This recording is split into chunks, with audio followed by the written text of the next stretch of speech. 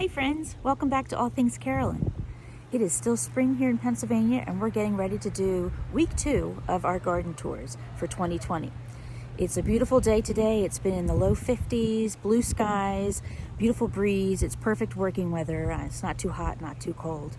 So we've got a few things sprouting up in the garden. Not a lot, but nice early spring changes, which are fun to see and get you excited for the season. Of course, the first thing we always have to do is give the girls some treats, which I don't come out of the house without. And we got a few friends that'll probably follow along the way. All right, so let's take care of them and let's see what's going on in the garden this week. Hi, girls. Are you wanting a treat? Are you wanting a treat? Ooh. We gotta share. Oh.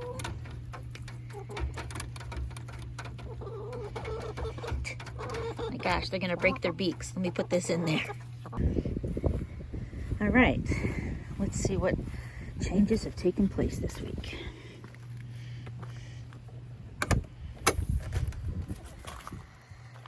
All right, so the first front beds haven't changed at all yet.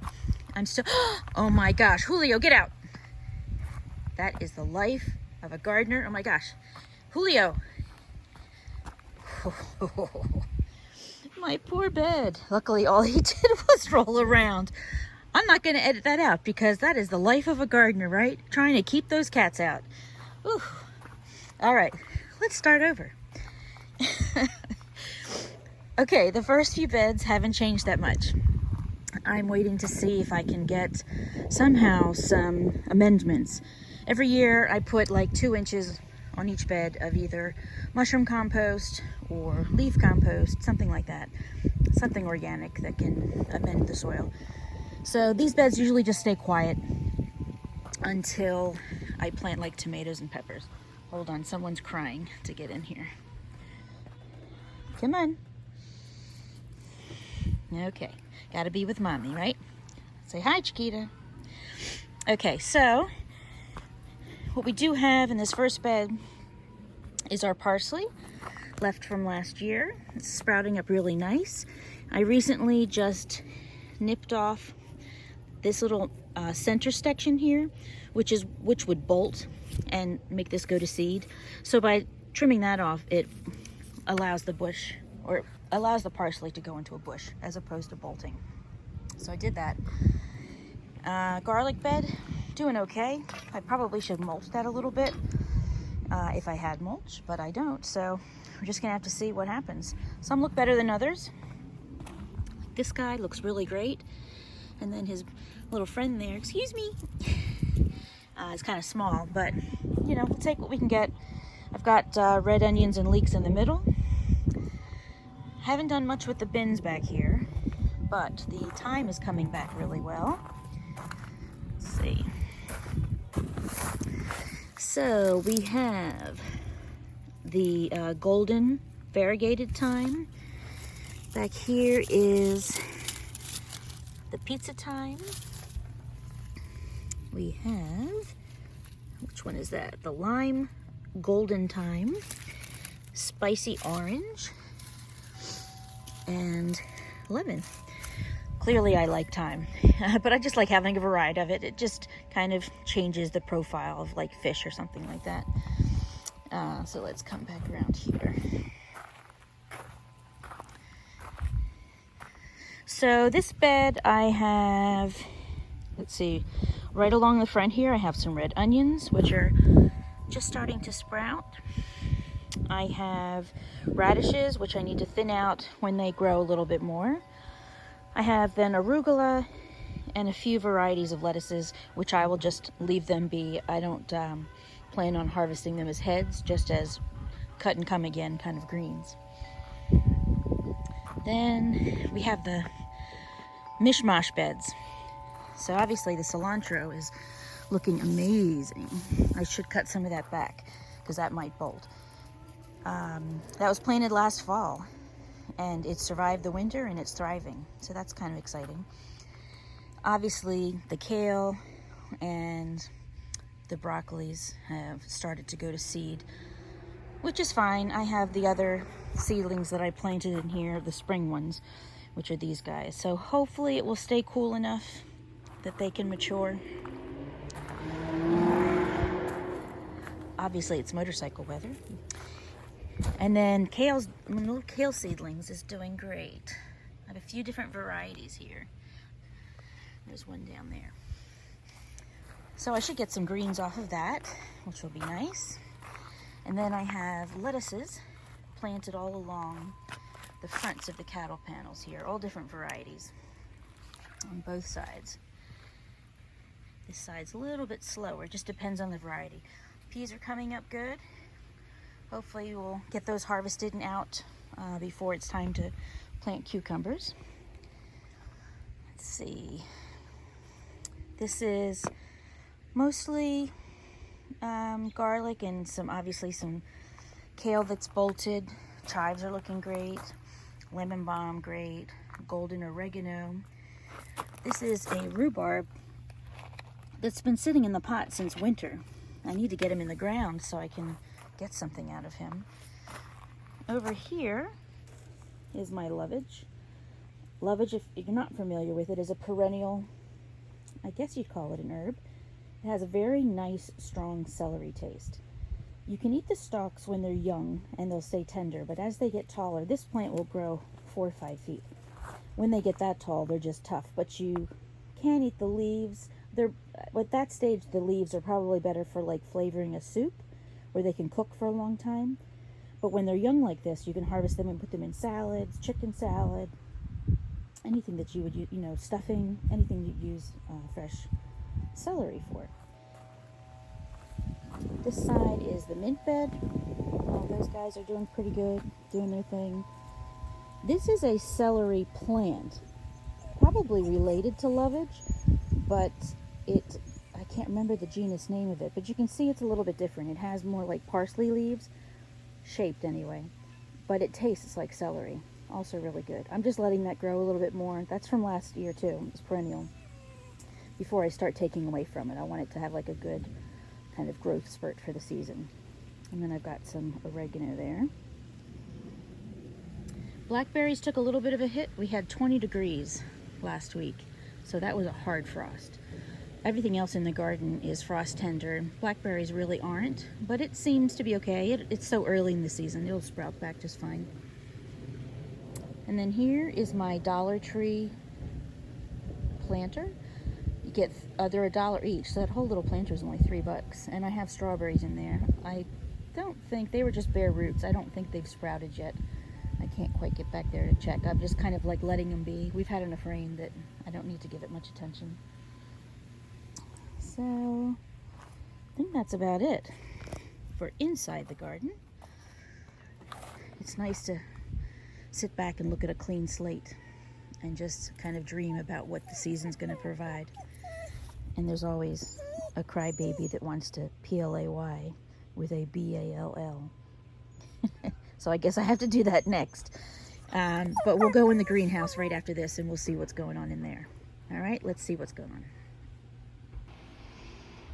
All right, so let's see what's going on in the greenhouse. Pretty much what I've been working on the past week or so, because I can work in here if it's raining, which is great, is taking the seedlings and up-potting them mostly into solo cups.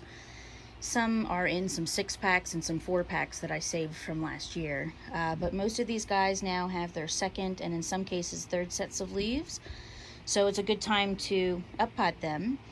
And then after I up-potted them, I fertilized them a little bit. So I haven't done the tomatoes yet.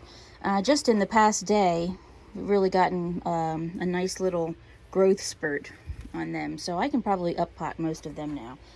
But I've been doing a lot of flowers, some herbs, some, what else? Some peppers. Not too many peppers, because of course they grow really slow.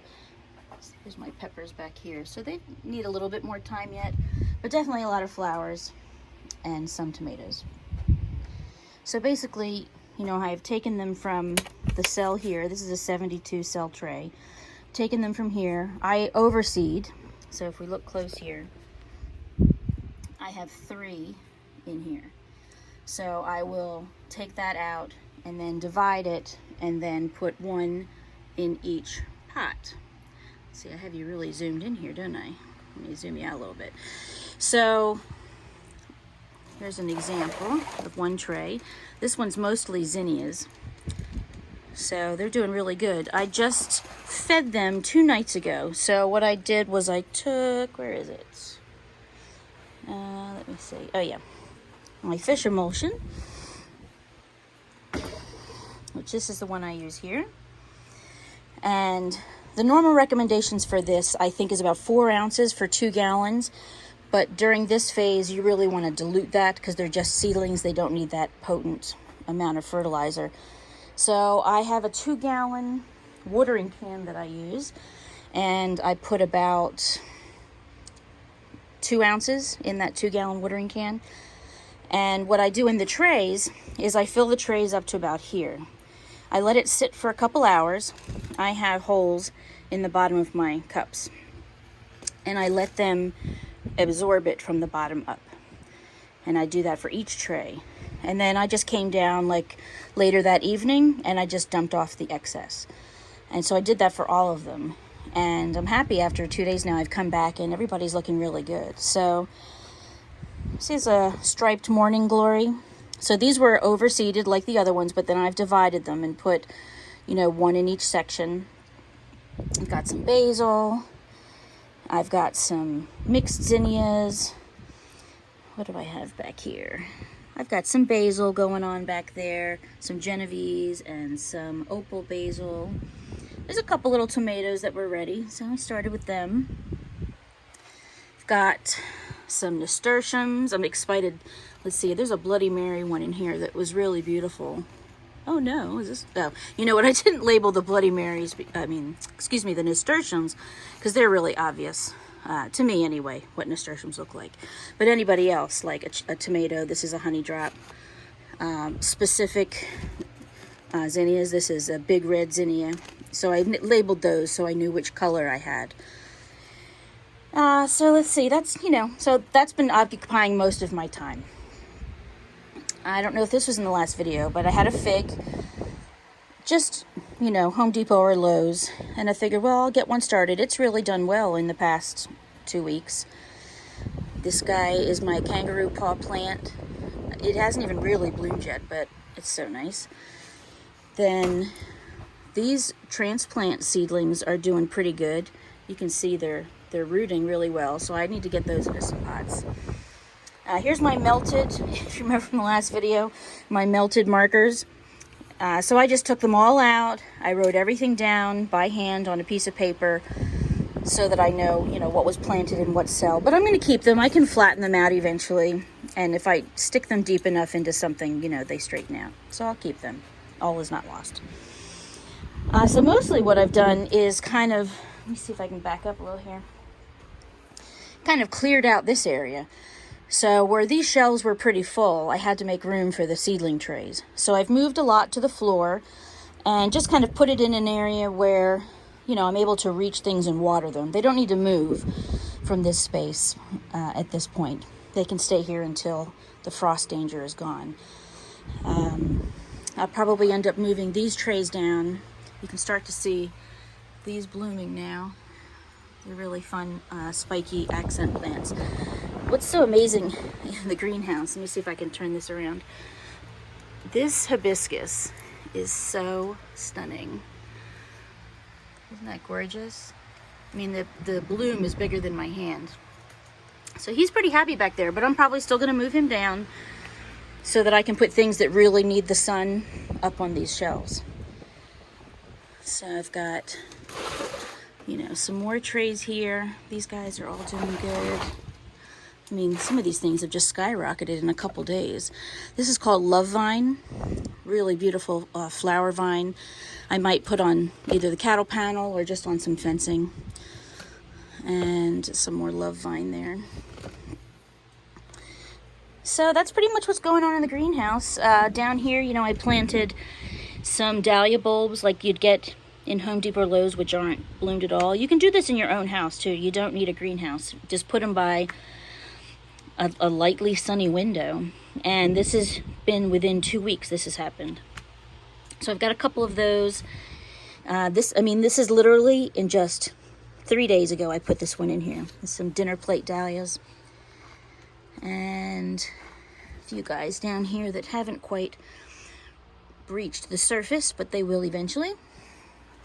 And then this is my kiwi, which I will also not move out until the frost has passed. I think I've only seen the one bloom that I showed you last time, but you know, that was atypical for that to bloom inside the greenhouse. So that's it for this leg. So I think we'll save the property for another video. We did do some work around the shed. We pulled out some bushes and planted some berries. And the front and the back of the house are all weeded and landscaped. Looks really nice. Some mulch was laid down. So we'll do that one in a separate video, maybe midweek or next Mondays. So I'm just gonna sit here and enjoy this view. I really love it here. It's very peaceful. So everybody have a really great day. If you enjoyed this video, please give me a thumbs up, maybe share with a friend, and definitely subscribe. I try and post something every week, usually on Monday or Tuesday for the garden, and I'd love for you to join me and we experience all of this together. All right, have a blessed day. Take care. Bye-bye.